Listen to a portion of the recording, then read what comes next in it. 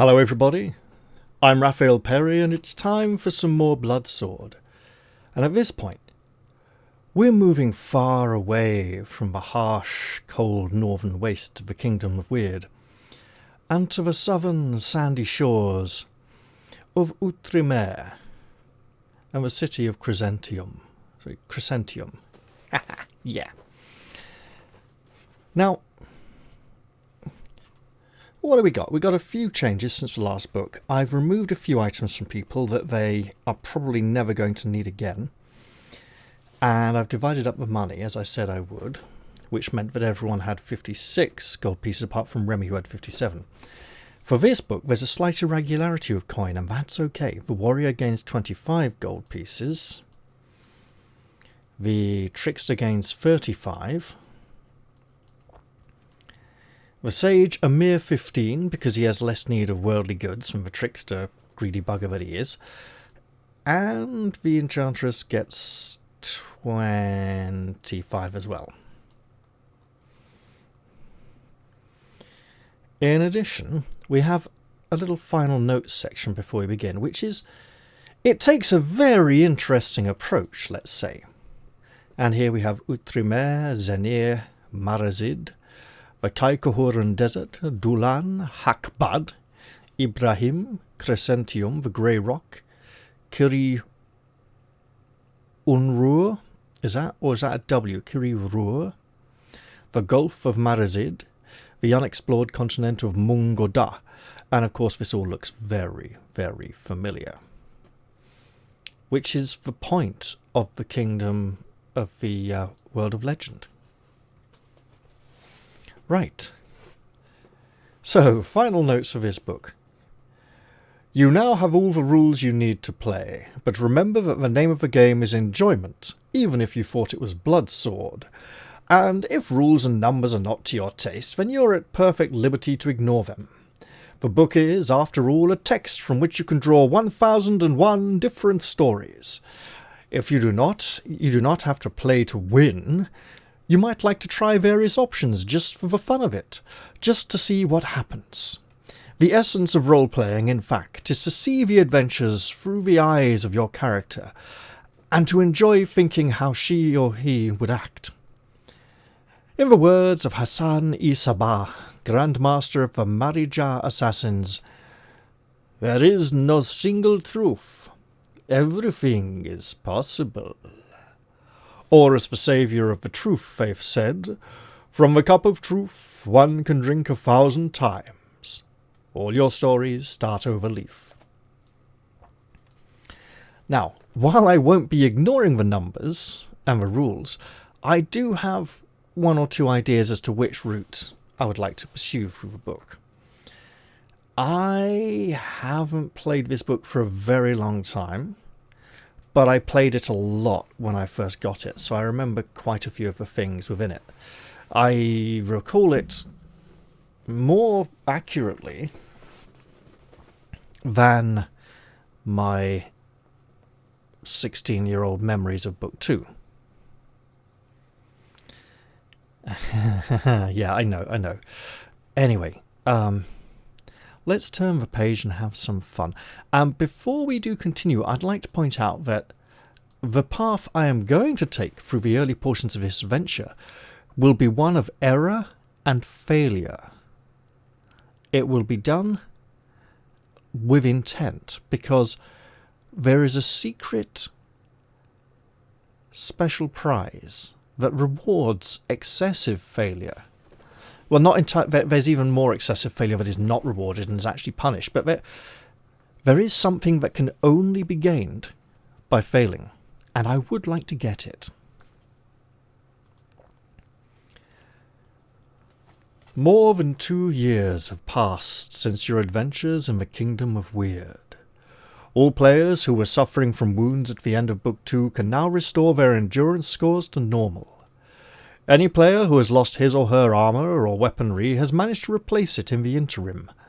This includes arrows in the case of the sage or a trickster.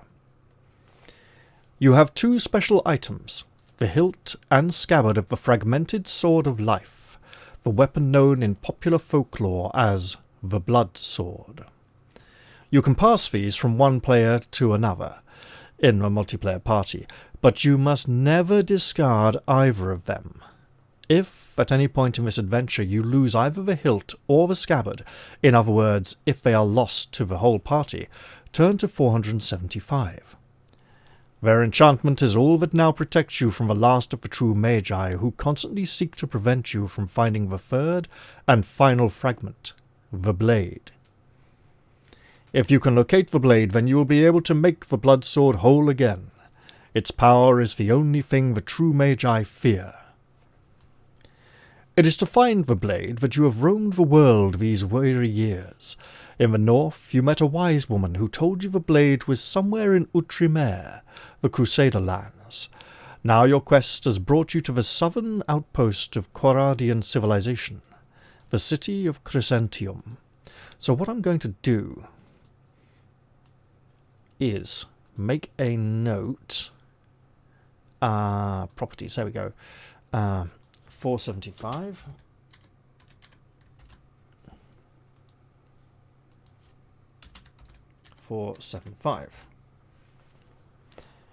And after his brush with death, Sir Alwyn, being completely fearless, is not so eager to pass the hilt and scabbard of the blood sword into the hands of other party members. It is if we lose either of them, not if we lose both. So we need to be extra careful. I have, of course, removed all of the thick winter clothing. 265, that can't be right. Well, let's see. Back to 1.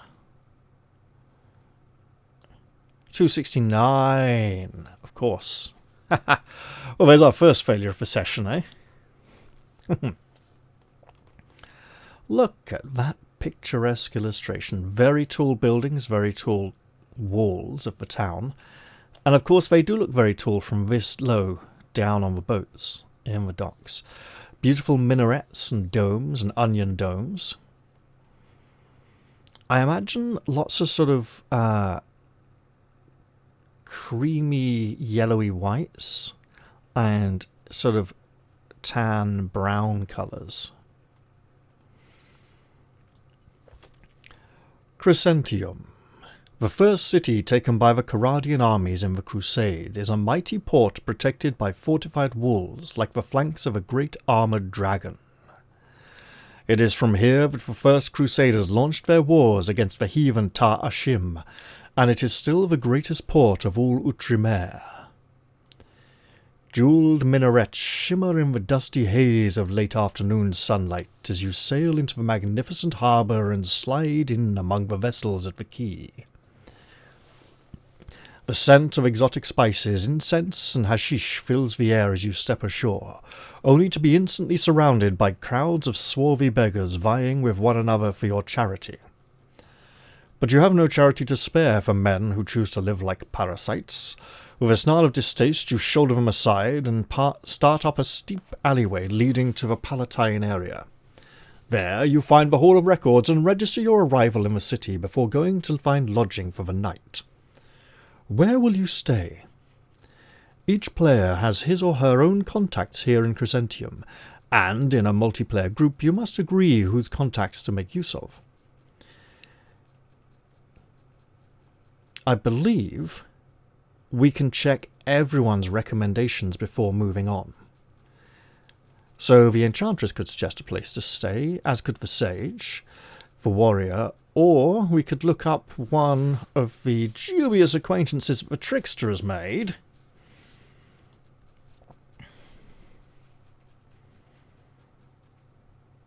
Let's see what the Enchantress has. Ariadne doesn't always get to pick an option, so we'll give her a chance.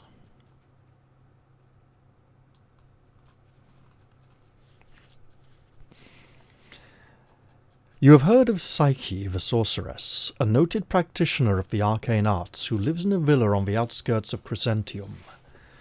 You are not aware of ever having met her personally, but you have some mutual acquaintances. Perhaps she would welcome you. Possibly not. There is an unstated tradition of hospitality among wizards, but it is not observed by all. We'll consider that and check our other options. And when we've looked at them all, I'll talk you through them. The sage also has a suggestion.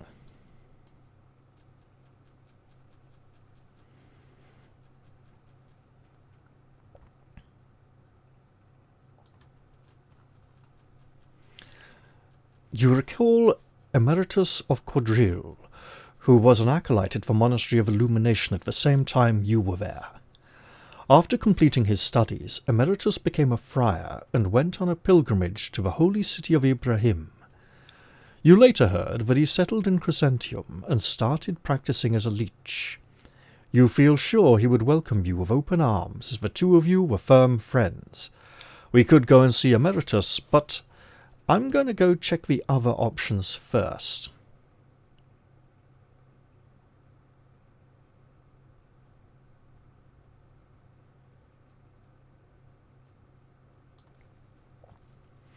Let's see what the warrior has in store for us.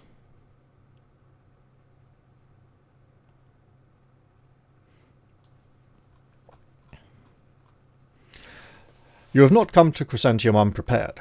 As soon as it became clear that a journey to Outremer was necessary, you had the foresight to obtain a letter of introduction to the provincial commander of the Knights Capellars. Those doughty and pious warriors will certainly greet you as an honoured guest. We could go see the Capellars, but let's see what the trickster has as an option.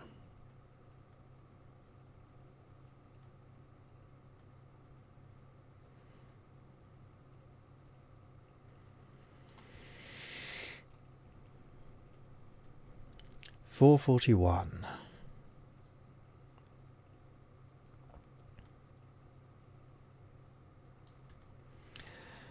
You have a couple of contacts in Crescentium. Jablo the Knife is an unprincipled and scurrilous rogue, a lot like yourself in other words. The last you heard, he was living near the jeweller's market. You also once met a man called Lagriston when you were both in Baumersheim, and he was selling berths on crusader ships and had plans to settle in Crescentium as a spice dealer. We could go and see Jablo or Lagriston.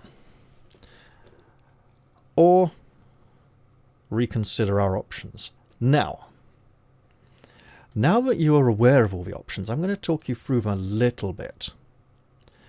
Whichever option we choose will eventually lead us to Emeritus the Sage of Quadrille. If we take Brother Kern's suggestion, we will go straight to Emeritus, safest route, bypass all the possible dangers and things we could get embroiled in, and there we are.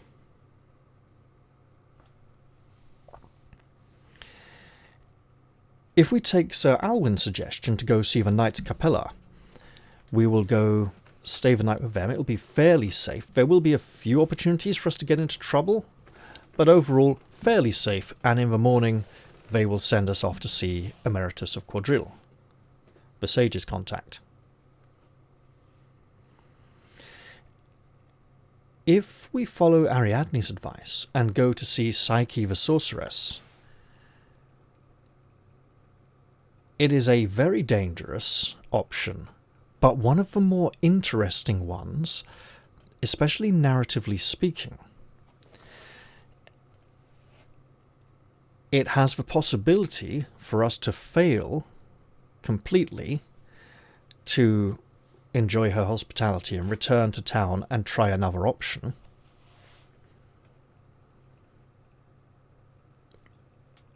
Or to end up spending the night there. And there's a lot of different ways it can play out. If we follow Remy's advice, if we go follow Jablo the Knife, we can get into trouble. We can even end up getting arrested. And then end up spending the night in prison and trying to escape from prison. In fact, we can be imprisoned, I think, by at least one of the other options as well. If we go follow his other contact, Lagriston, he's involved with a gang of smugglers.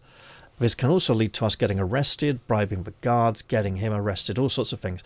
And he can either, depending on how it plays out, he can either direct us to the Knights Capella and send us a letter of invitation, or basically tell us to turn up there, same as if we'd gone with a warrior, or he can send us somewhere else to another location, which is probably where we want to go.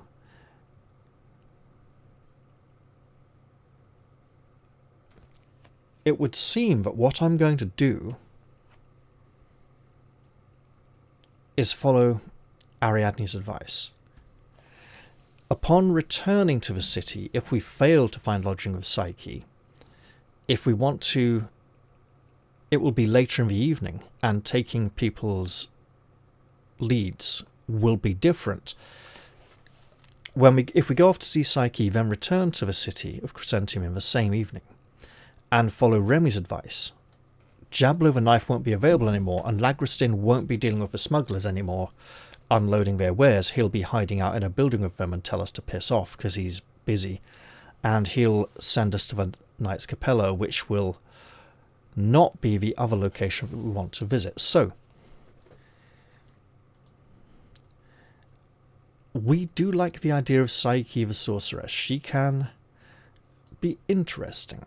A practitioner of the arcane arts. Let's all agree that we don't know that all of these will eventually lead to Brother Kern's contact, Emeritus of Quadrille. The Capellas may be a little boring. Actually, it's kind of fun going to the Capellas, but we're going to follow Ariadne's contact.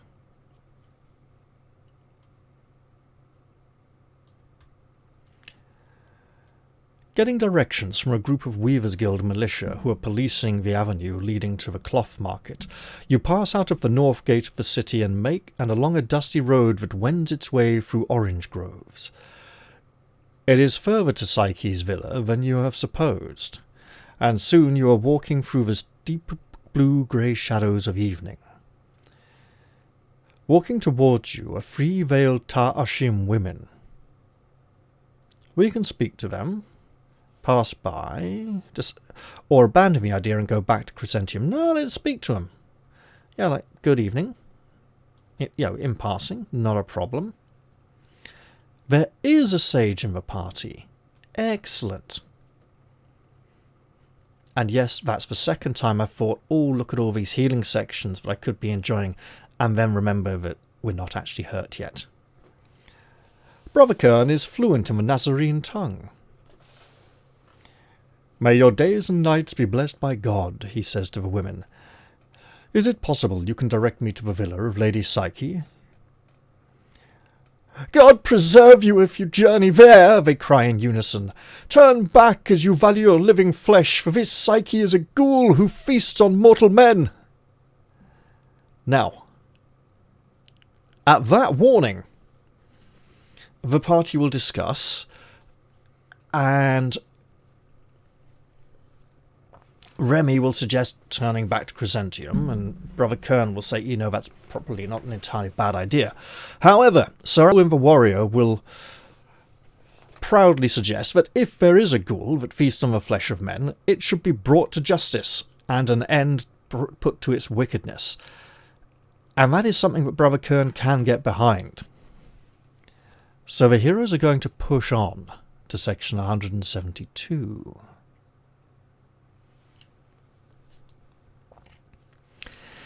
Ibaraka fi hisak! One of the women calls after you as you continue past them. You glance back, but they are already hurrying on their way. No doubt, they're afraid. And quite rightly too, you could imagine.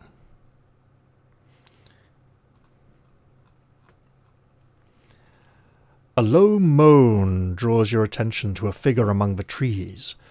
Peering in the shadows, you can dimly make out a man who seems to be standing inside a hollow rock. A thin sliver of light from the moon, which is just rising, penetrates the thicket of trees around him and illuminates his face. You conceive that he is very handsome, but his looks are marred by an expression of anguished woe. This man we need to be very careful with. I think I would like to go over and investigate, although ignoring him may be very wise. He's in a rock. There's something unusual and unnatural going on here. What is the reason for your distress? You say as you step off the road towards him. Then, seeing him more clearly, you know the answer. The lower part of his body has been turned into stone.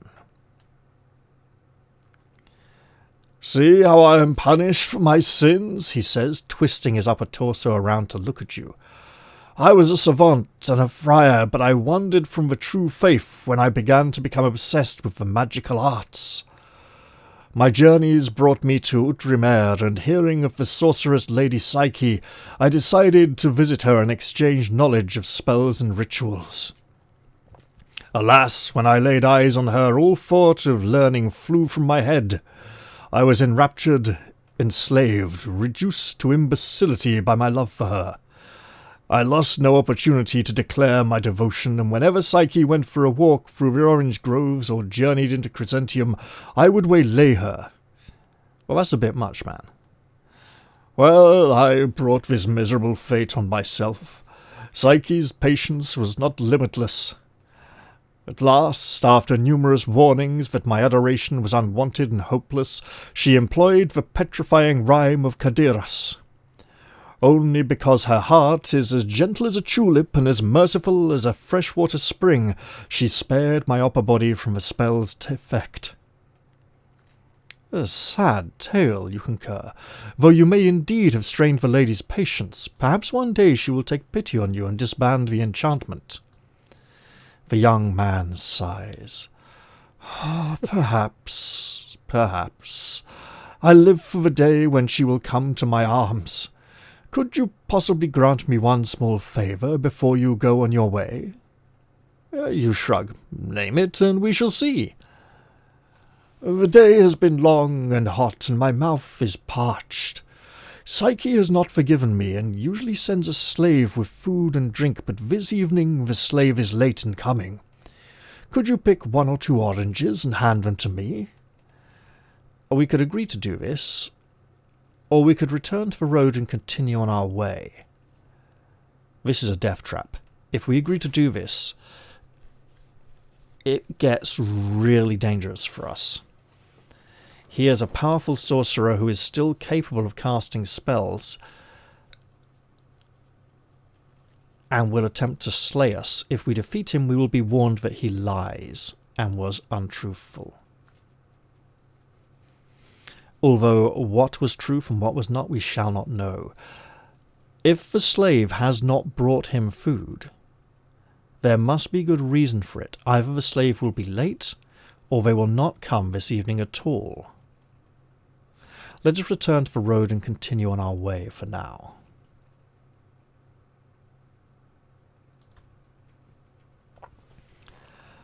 Another scent mingles with the tang of orange blossom on the evening breeze.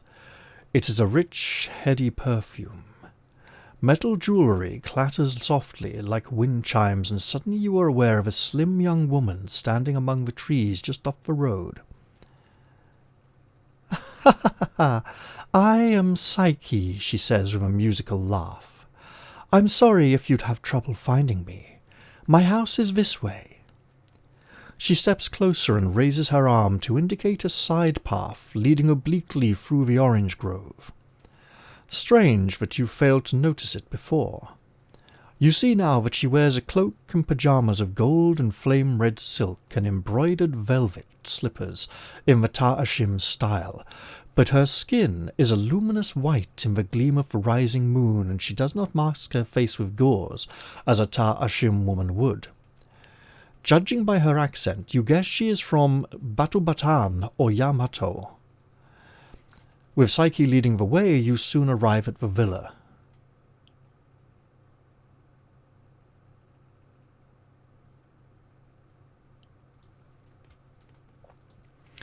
And here we have an illustration. Now, from her features, she does not seem like she would hail from Yamato or Batu Batan. These are more African-looking features. 121, the continent of Mungoda. Yes. This may be an instance of the artist and the writer not being completely in touch with each other in terms of all the details. She does, however, look exotic and, I'm going to say, foreign. Our heroes all come from a far-off land. This is a foreign land to them. It's interesting and exciting. And when I first saw this picture as, well, a younger man, I thought, I like the fact that she does look like she belongs in this land. You know, down to the mixed racial features, the garments, the attire. And I didn't think of the dissonance between her description and the illustration here. Good strong cheekbones, mind. Reclining on satin cushions out on Psyche's veranda, you puff at a hookah with her and watch the stars come out. After you have mentioned your quest, she leans forward. Her green eyes sparkle in the torchlight. "Perhaps my magic can aid you," she says huskily. "Oh, I'd better." "Perhaps my magic can aid you," she says huskily. "I am considered an authority in the fields of scrying and divination."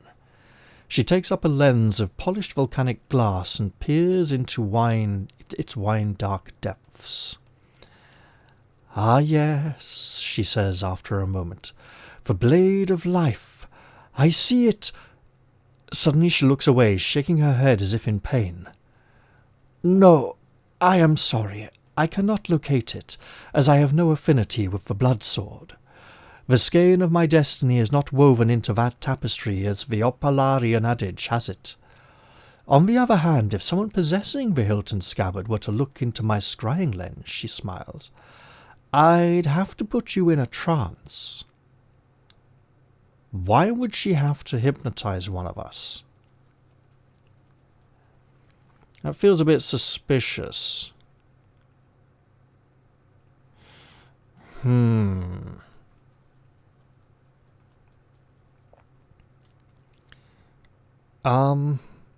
If we agree, then we pick someone. Do we get to back out? We might get to back out. Gotta think this one carefully. I mean, she wants to hypnotize the person with the hilt and the scabbard. And she could command them to give her the hilt or the scabbard, and we'd have to turn to 475. I don't think we're going to trust this offer. Thank you, but no, not for now, we will say.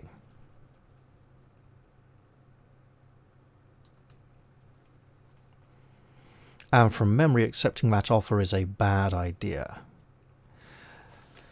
She twists her mouth into a scowl, and for a moment her beautiful face looks violently ugly. Then she sighs and gives a nonchalant shrug. "Oh well, I cannot blame you for being weary. In this world, trust is all too often rewarded with malice and intrigue.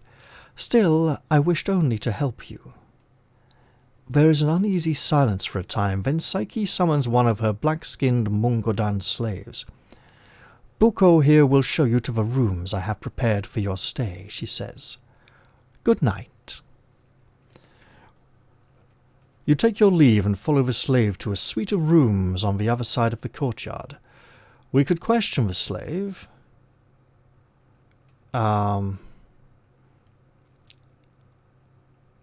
Slaves tend to be loyal. We have an enchanter who could take some action with a trickster. Let's see what the trickster can do. Remy, what you got?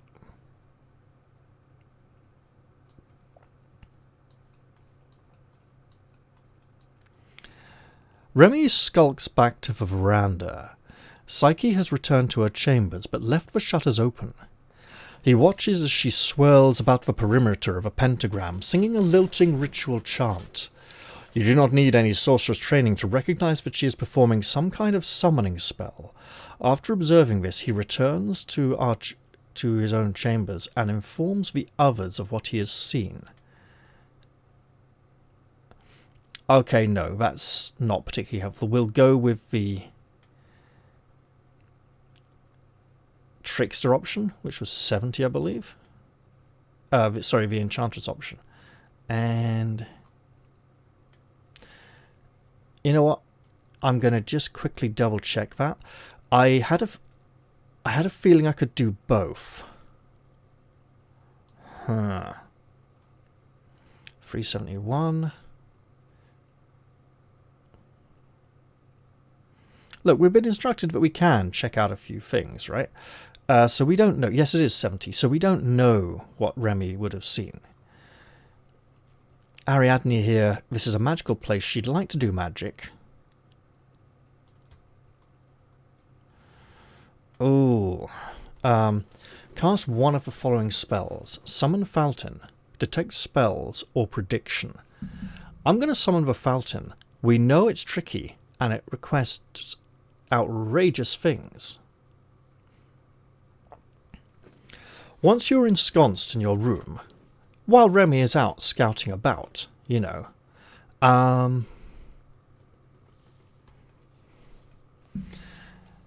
you call for a fountain using the arcane magical words of summoning. A faint aura of the unreal pervades the room and a phantom hand touches your shoulder. Tell me what you know, you say to the fountain.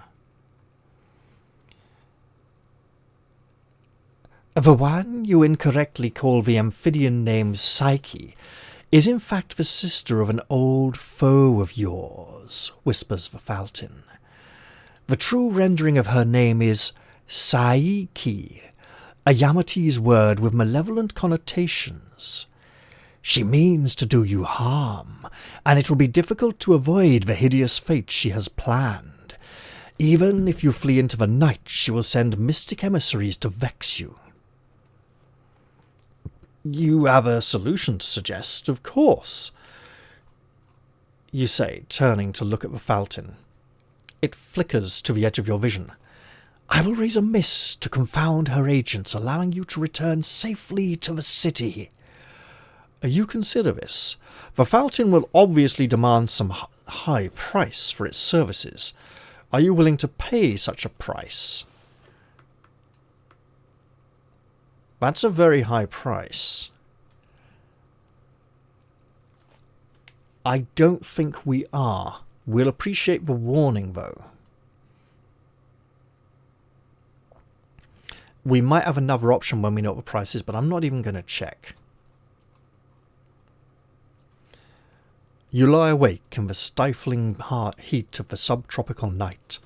Somewhere far out beyond the orange groves a jackal calls. Menace hangs like a pall of unbreathable air. Suddenly you sit up and brush sweat from your eyes. We could look around the villa while Psyche is asleep, or we could try and get some sleep ourselves. No, let's get out that side and see what we can find. We don't know she's been up sneaking about doing other things. You slip out quietly into the courtyard. As you cross to the well to get a drink of water, you see a tall figure standing under the boughs of a fig tree beside the gate. At first you assume it is the slave Bucco. Then it steps from the pool of moon shadow and you see that it has 2 heads. This cannot be good. Even as the creature lurches across the courtyard, shambling forward with its antlered heads lowered to gore you, you find that it is difficult to focus on it. A subconscious impulse is trying to impel you to avert your eyes. You guess from this that it is a demon from some nether realm, summoned here by magic to slay you and protected even now by a residue of magic which will reduce the accuracy of your own attacks. I feel, knowing now that Psyche is the sister of an old foe of ours from Yamato. That would be Icon the Ungodly. And if she has heard what we did to him in the north, and he's had a few years to get word to her, it would not go well for us to stick around here.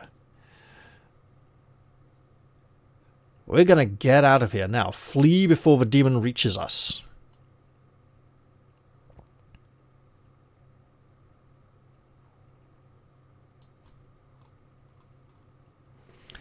Panic-stricken at the thought of Psyche's sorcery, you turn tail and flee into the night. Running pell-mell through along the road through the orange groves, you see the lights of the city towers winking in the distance. At last, deeming it safe to slow down, you let your run turn into a breathless jog. Suddenly you hear a shrill squeaking in the air. A cloud of bats is descending out of the night sky towards you, more magical menace dispatched by the evil sorceress. The bats cover you like a shroud, finding any exposed area of skin where they can rip through to the veins beneath. There are 12 of the creatures in all, and they distribute their attacks equally among all the players. Each bat that attacks a character draws 1 endurance point worth of blood. After this, they arise into the air and flap off, sated back to Psyche's villa. So that's 3 whole damage each.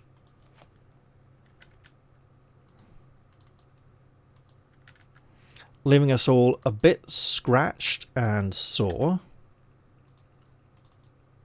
And hopefully not infected. There we go.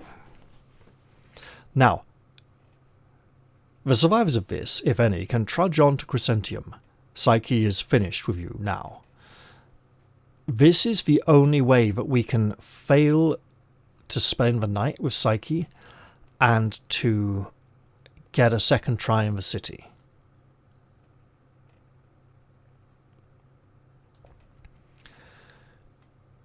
You return to the city. Where will you look for the night's lodging now?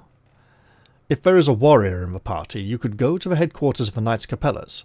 If there is a trickster in the party, you could look for his old colleague Lagriston. If there's a sage in the party, you could try calling on the learned Emeritus. Alternatively, if the prospects of looking up your old friend does not appeal, you could find a hostelry, which is one of the 2 locations Lagriston could have sent us to earlier. But it's a more exciting story if we went to see Psyche, and as it's a healing section, we'll have Brother Kern attempt a free point healing roll, because it's book free, and we're extending our healing up to free. We spend free, we get free. We'll keep them. It's fine.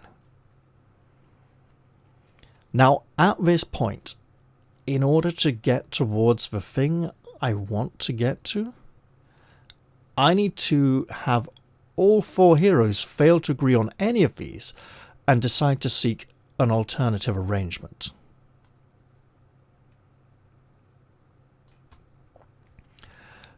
You approach a furtive vagabond who directs you to a hostelry called the Tower of the Throne of Purple. Hearing his unpleasant snigger as you pass by, you whirl and glare at him, hands hovering threateningly near your weapons. He gives a deep bow and hobbles off.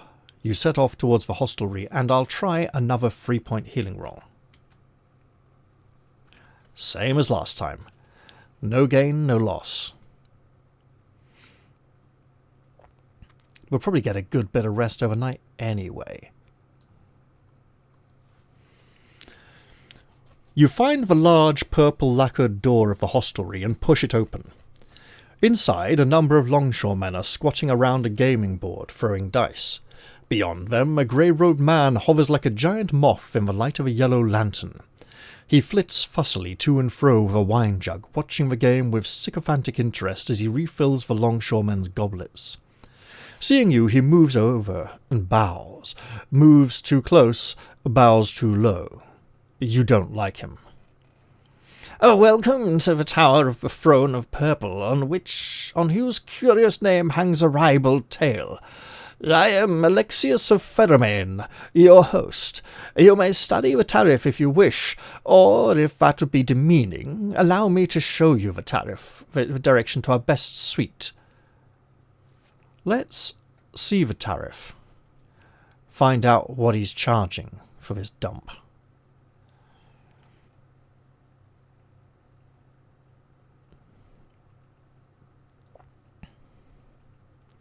Pheromene, so he's not local. He's from somewhere else. Vitarif is written in Jezant script. Vitalent is written in Jezant script, says Alexius, indicating a slate hanging on the wall. A whimsical custom in these parts, intended to lend a trace of exoticism and calligraphic style to the hostelry, but allow me to translate. Each bed is priced at 2 gold pieces, with a further 1 gold piece for meals each day. There is a sage in the party.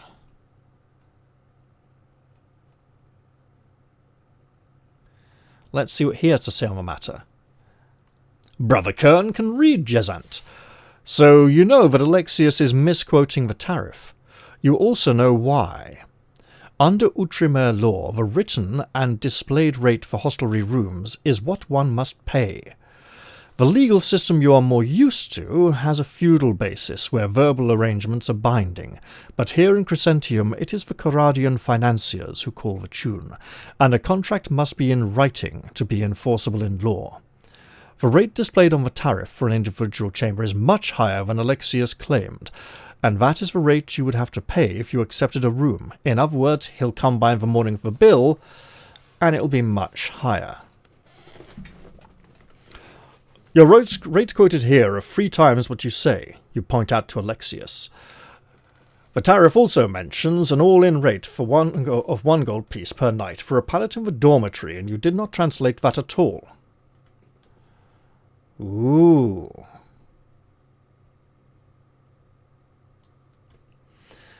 Alexius shuffles his feet and seems unable to look you in the eye. You have identified a basic verity, he says at last. In truth, my wife wrote the tariff for me, and I cannot read at all. I am shamed. Normally I quote the room rates from memory, but I forgot that we were putting our prices up only this morning. The best deal I can now offer is for a bed in the dormitory. At the back, for this and a nourishing meal, we can charge only 1 gold piece per person. There's a warrior here. Something's happening. Oh, this is going to get interesting. This is an automatic. We don't get to choose. 585 was it? This is hotting up. I should be careful not to make... Your nostrils flare as you lower your face within inches of Alexius's. Because of your mistake, you say with a low growl of menace, I suggest you now waive the fee altogether. Of course, replies Alexius, eyes widening. You must stay here free of charge. I would not consider anything else. My error has already inconvenienced you enough. Having a warrior has helped us. Hooray! Everyone's contributed at the moment.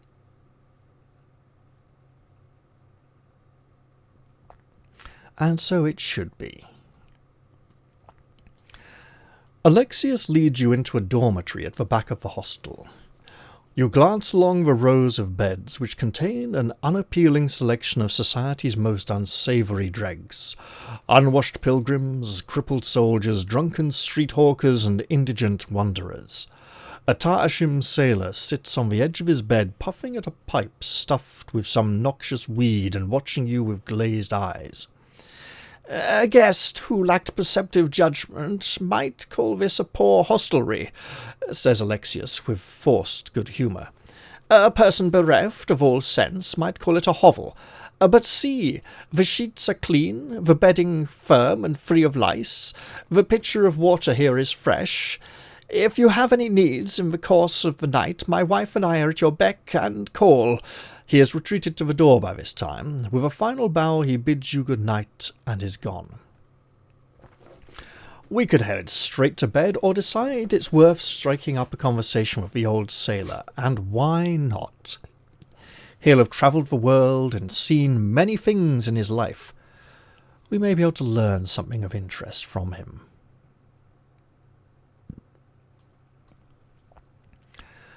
His conversation is listless at first, but he gradually becomes more animated as he relates his story. I was once in a ship bound for the port of Shamir. On board, along with our usual cargo of sandalwood, silk, and ebony, we had a passenger, a learned sage from the land of Yamato. When he came aboard, he brought with him a very large crate, which was placed in the hold. I began to wonder what he had in his crate, and at last my curiosity got the better of my judgment. I stole down into the hold by night, and I was supposed to be on lookout, and taking up a belaying pin, I broke the crate open. Within, I found a statue. The statue of a horse made of ivory and ebony. Even as I inspected this marble, a sickening lurch threw me to one side, and I heard the timbers of the ship being split like brittle twigs. A cry went up by which I knew we had encountered the dendan, a monstrous fish that inhabits the gulf. Had I been at my post in the crow's nest, I might have spotted it and given the signal to change course, but now, because I had succumbed to foolish curiosity, the ship and all her crew, including myself, were surely doomed. The sailor puffs at his pipe and watches you from under half-closed lids. What will you say? Continue this wondrous tale. How did you escape death by drowning? Ah, a nonsensical tapestry of lies from start to finish. Surely you are not now waiting for payment to continue this absurd tale? Or, never mind the story of your insignificant life. What do you know about the blood sword? No, tell us this great story, this beautiful picture of a wooden horse. Now, some parts of this sailor's story, his name surely is not Sinbad, may sound very familiar. Let's enjoy them and see what we can learn of the lands in which we are travelling, the way the people think, the way they envisage and experience things. Tell us your wondrous tale. How did you escape death by drowning? How indeed.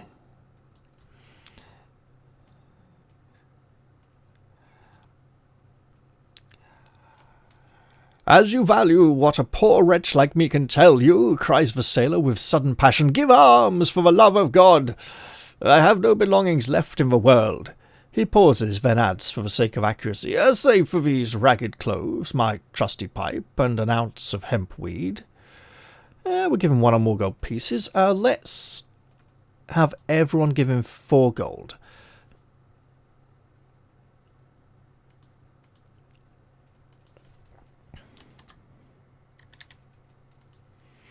We don't know how much he'll want to continue, but surely 12 gold will be enough.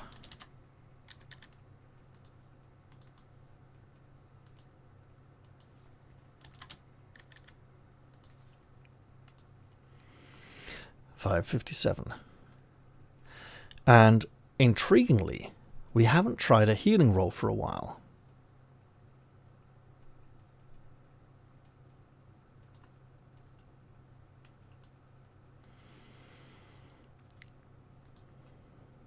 So let's have a 3-point healing roll again. We spend 3 points, we get 6 points back. So we'll give these 3 back to Brother Kern, and then restore 1 health to everyone who is not Sir Alwyn. His turn will come.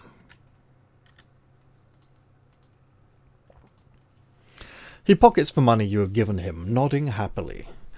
The ship was tossed to and fro across the waves by the monstrous fish, he continues, and I was flung into the corner of the hold. As I picked myself up, I beheld the Yamate's sage scurrying down the ladder. He did not see me, but when he saw that his crate was broken open, he gave a deep groan.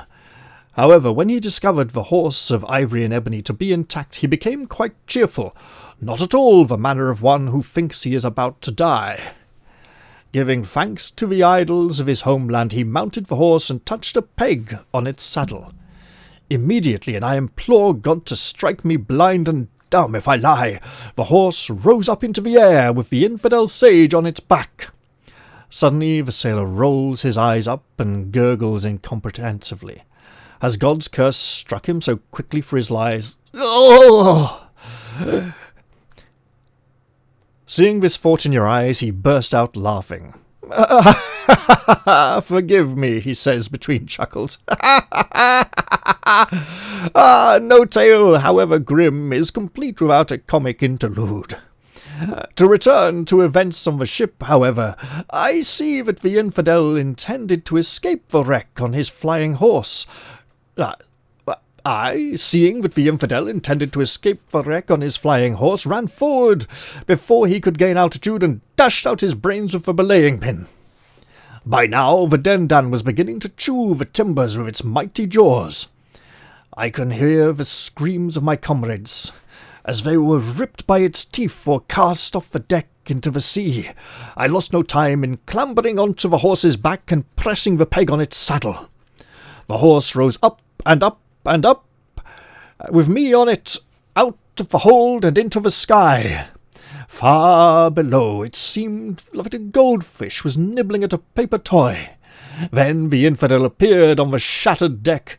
He was a mere ant with his brains dashed out, remember. He was a mere ant from my lofty perspective, but I heard his voice as clearly as the thunder. First he commanded the Dendan to retreat with the words, "Hui yu yang!" "Hui yu yang!" he said, and it sank beneath the waves. Then he looked up towards me, and I peered down at him. I could see that my blow had sorely wounded him, and he had used his magic on the Dendan too late. The ship was sinking, and already the salt water was lapping at his robes. "Fly, you foreign devil!" he screamed at me. Obviously the blow had so scrambled his wits that he'd forgotten he was the foreigner. "Fly!" he said. "You will not escape my curse, which is that your wife will do you a worse wrong than infidelity, and that your sons will do you a worse wrong than ingratitude." The sailor pauses. "The sea swallowed him up then, so if the curse has... The sea swallowed him up then, so if the curse has further stipulations, I do not know them. However, flying on... You begin to tire of this. We could tell him that we have to get some sleep, or we could let him continue. It's a good story. Let's let him continue. It makes up for the rough time we had at Saiki's mansion." He goes on with his tale, slowly showing breathtaking stamina and a flair of choice phrases. The story takes several discursive turns and includes at least one independent tale framed within the larger narrative, but he never quite loses track of the whole. At last, after landing on a far-off island, marrying a beautiful princess, meeting once more with the Yamate's sage, characterized in the latter part of the story as the evil infidel, escaping the attentions of a lovesick ghoul and undertaking another perilous ride on the flying horse, at last his adventures brought him back to Crescentium. "And that is the end of my travels," he says. "You have been listening to his story all night, and when Alexius comes in to open the shutters, you see it is almost dawn. As you turn away yawning, the sailor presses something into your hands. A wooden peg. "It is the peg that controls the flying horse," he says. "The thing brought me only misery, and I wish now I had drowned those many years ago. But if you find the horse and replace the peg, then it may be of some use to you." That's a wooden peg. A humble item that may be worth keeping. Also, it might be worth making a 3-point healing roll as we didn't get a decent night's rest. No, we lost it. The curse for bad healing rolls is back, ladies and gentlemen. 538, for we have a sage in the party.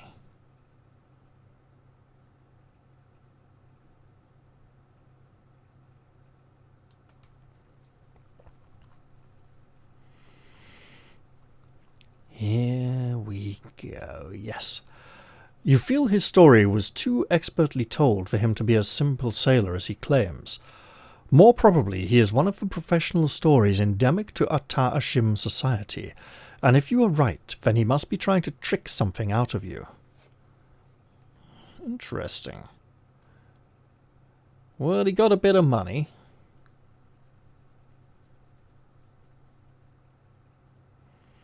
Does he want money for the peg? He probably wants us to haggle for it. Do you wish to take the peg that allegedly operates the flying horse? I believe we shall. I believe we shall take it. And the only way to get it is to seriously botch the attempts at finding decent lodging the night before. You accept the peg and thank the old sailor for telling you all this. When one has enjoyed a full life, he says, it becomes a duty to share it with others. You eat a bowl of gritty porridge that Alexius gives you, and each player recovers 1 endurance point if wounded. Unfortunately, you find a weevil at the bottom of the bowl and feel slightly queasy, in case it was not the only weevil in your breakfast. You stagger outside to find a fountain in which to wash. As you are engaged in this, you see a number of sick and destitute people gathering outside a narrow white-walled house nearby. Alexius, who has come outside to throw slops into the street, notices your curiosity. That is the house of Emeritus the Leech, he says. I have heard it said that he is the wisest man in Outremer. Thank you, Alexius, you reply, taking a final sip of water from the fountain. That information is worth a gold piece, even if your hostelry is not. Ignoring his splutter of indignation, you stroll away toward Emeritus's house. Fortune has brought you to the very man who might be able to help you in your quest. Let's have everyone restore a point of endurance.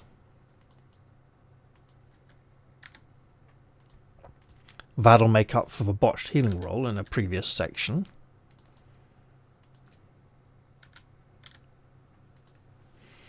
And I'm going to have Sir Alwyn pay a coin for the information, because after all he did intimidate the chap into letting us all stay for free last night.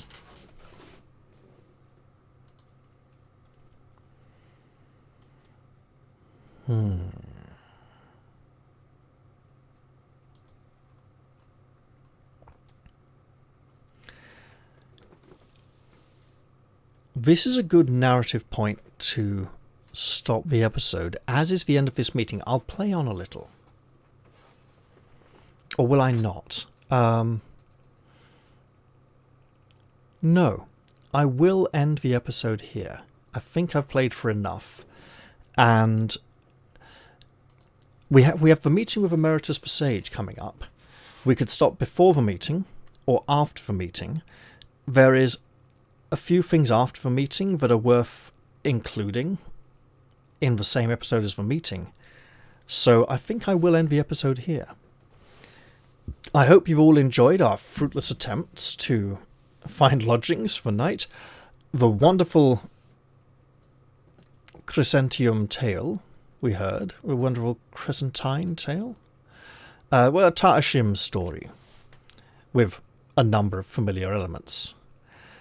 And I will look forward to seeing you all in the very next episode, which will be coming up shortly after this one. I'll say bye for now and see you all soon. We're all heroes, and we've got the author's permission to occasionally go back a bit and check sections that we're not really planning on going to. I'm not going to abuse that too often, but tonight I wanted to show off a couple. Well, thank you all very much for watching, and I'll see you all soon. Bye for now, everyone.